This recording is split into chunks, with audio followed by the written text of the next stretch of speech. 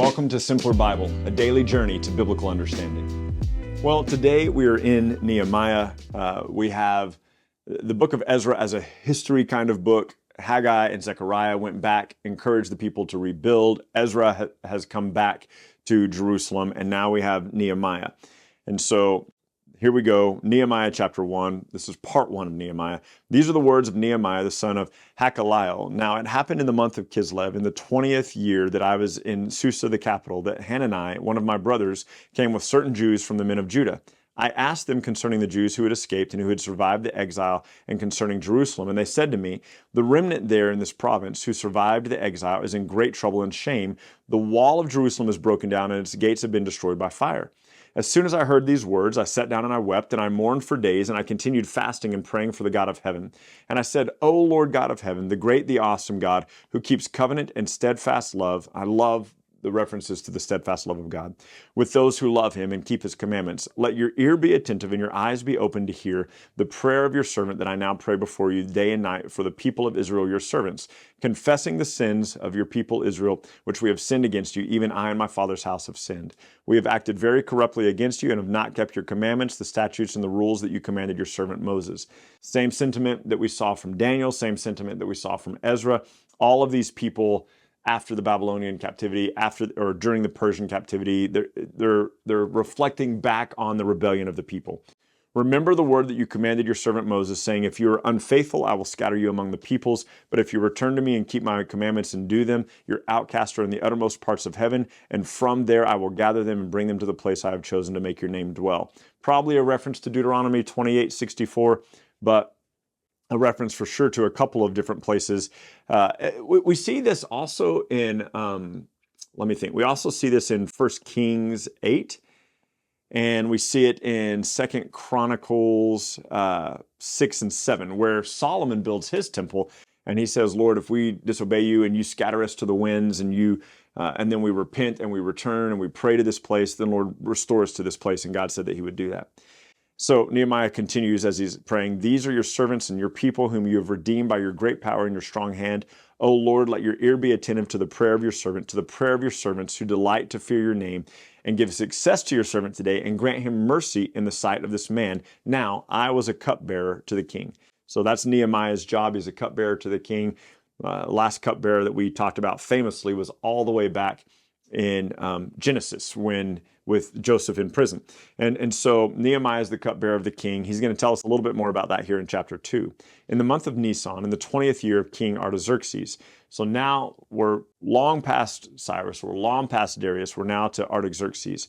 And he says, when the wine was before the king, I took up the wine and I gave it to the king. I had not been sad in his presence before. And the king said to me, why is your face sad, seeing that you are not sick? This is nothing but sadness of heart. And then I was very much afraid, says Nehemiah. I said to the king, let the king live forever. Why should my face not be sad when the city and the place of my father's graves lies in ruins and its gates have been destroyed by fire? And the king said, what is it that you're requesting? So I prayed to the God of heaven. I love this, by the way, because here Nehemiah is, he's handed the wine to the king. He's talking to the king. The king goes, why are you sad? This is only sadness of heart. It can't be anything else. You're not sick. And he goes, I'm sad because my father's city lies in ruins and the gates have been destroyed. And he goes, that's what I'm sad about. And the king goes to Nehemiah, what is it you're requesting? What is it you're asking? And Nehemiah prayed to the God of heaven. This isn't like Nehemiah just bolts away from the king and goes into his room and prays, throws himself down on his bed to pray. This is Nehemiah in this moment before he answers the king, praying to the Lord and going, all right, how do I answer this in this moment? And I love it. All of us have probably done that at some point, been in a situation where we're like, okay, God, I need you to direct this. So he says, I said to the king, if it pleases the king, and if your servant has found favor in your sight, send me to Judah, to the city of my father's graves, that I might rebuild it. And the king said to me, the queen sitting beside him, how long will you be gone, and when will you return? So it pleased the king to send me when I had given him a time. Now, Nehemiah ends up being gone for 12 years. I don't know if that's the time he told the king he was going to be gone, but he's going to be gone for 12 years. I said to the king, if it pleases the king, let letters be given to me, to the governors of the provinces beyond the river, that they may let me pass through until I come to Judah. A letter to Asaph, the keeper of the king's force, that he may give me timber and beams for the gates of the fortress of the temple, for the wall of the city, for the house that I shall occupy. And the king granted these things to me, for the good hand of my God was upon me. Then I came to the governors of the province beyond the river and gave them the king's letters. Now the king had sent with me officers of the army and horsemen.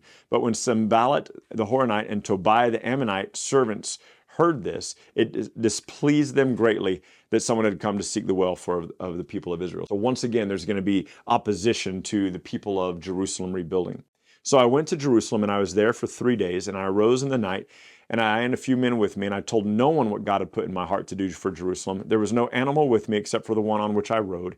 I went out by night by the valley gate to the dragon spring to the dung gate, and I inspected the walls of Jerusalem that were broken down and the gates that had been destroyed by fire.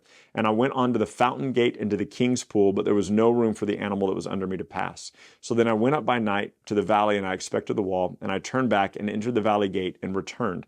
And the officials did not know where I had gone or what I was doing. And I had not yet told the Jews, the priests, the nobles, the officials, and the rest who were there, who were to do the work. And then I said to them, you see the trouble that we are in, how Jerusalem lies in ruins with its gates burned. Come now, let us build the wall of Jerusalem that we may no longer suffer derision. And I told them that the hand of my God had been upon me for good, and also the words of the king that he had spoken to me. And they said, let us rise up and build. So they strengthened their hands for the good work. But when Sanballat the Horonite and Tobiah the Ammonite, servant of Geshem the Arab, heard it, they jeered at us. They despised us, and they said, what is this thing you are doing? Are you rebelling against the king? Of course, they're not rebelling against the king because the king had sent Nehemiah to do this. Then I replied, the God of heaven will make us prosper, and we his servants will rise up and build, but you have no portion or right or claim in Jerusalem. Similar to what Zerubbabel said to the Samaritans that wanted to help rebuild the temple. Now we skip Nehemiah chapter 3. It literally lists the different groups that rebuilt the different portions of the wall. And so it'll say, this family built this portion of the wall, this family built this portion of the wall, these people who were the perfumers built this portion of the wall, and that's the whole of chapter 3. So they're building the wall. Chapter 4 of Nehemiah, it says, now when Sanballat heard that they were building the wall, he was angry and greatly enraged, and he jeered at the Jews.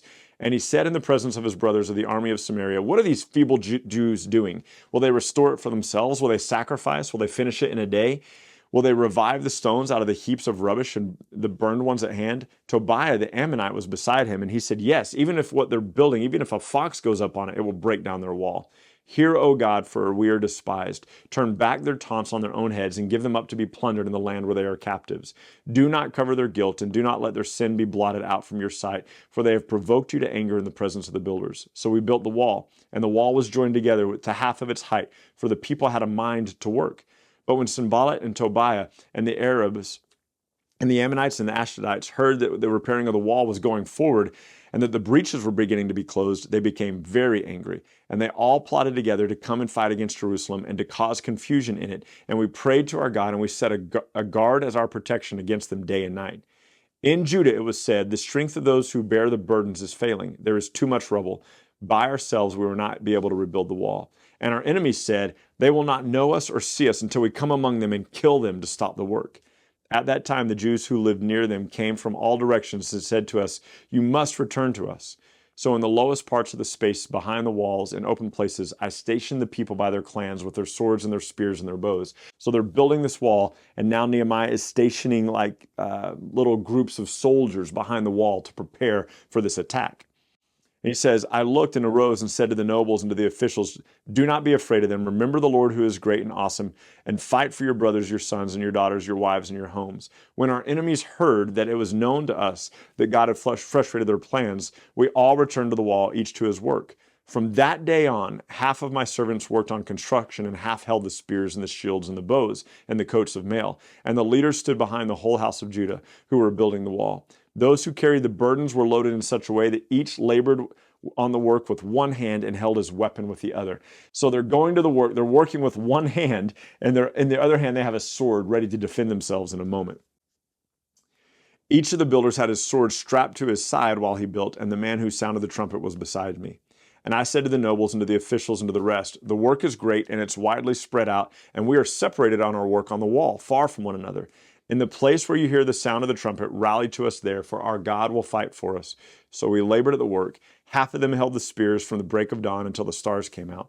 I also said to the people at that time, let every man and his servant pass the night within Jerusalem, that they may be a guard for us by night and may labor for us by day. So neither I nor my brothers nor the servants nor the men of the guard who followed me. None of us took off our clothes. Each kept his weapon in his hand. So they're working, and there's some who are doing the construction, and then there's some who are helping carry burdens, right? So they're carrying stones with one hand and have a sword in the other. And then there are those who are building, and then there are those who are just kind of like reinforcing them, holding the spears and the shields and the coat of mail. They're just ready to go at a moment's notice. And so they're guards by night, they're laborers by day. They don't take off their coats, they don't take off their clothes, they have the sword in hand, and this is how they're going to be for the duration of the building of the wall. It'll end up taking them 52 days to build the wall.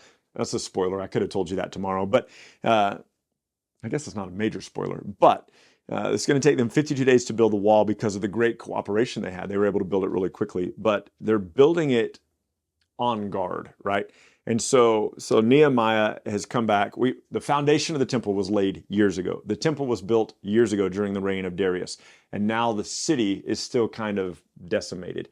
The walls haven't been rebuilt. The gates haven't been rebuilt.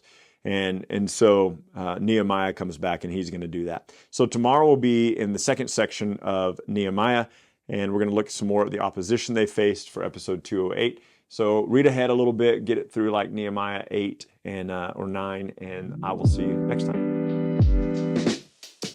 Thank you so much for journeying with us today at Simpler Bible. Together, you and I have looked at another passage of Scripture and come to know the Bible a little bit better and enjoy God more fully. This video, along with all of our videos, can be found at simplerbible.com, where you can enjoy our Through the Bible in a Year course. You can also enjoy a wealth of resources, blog posts that take you a little bit deeper into the text, a Bible study format that you can use with your small groups or your family, and we're creating new content all the time, all with the commitment to help us be people who know and enjoy God more fully. Thank you so much for being part of it, and we can't wait to see you next time.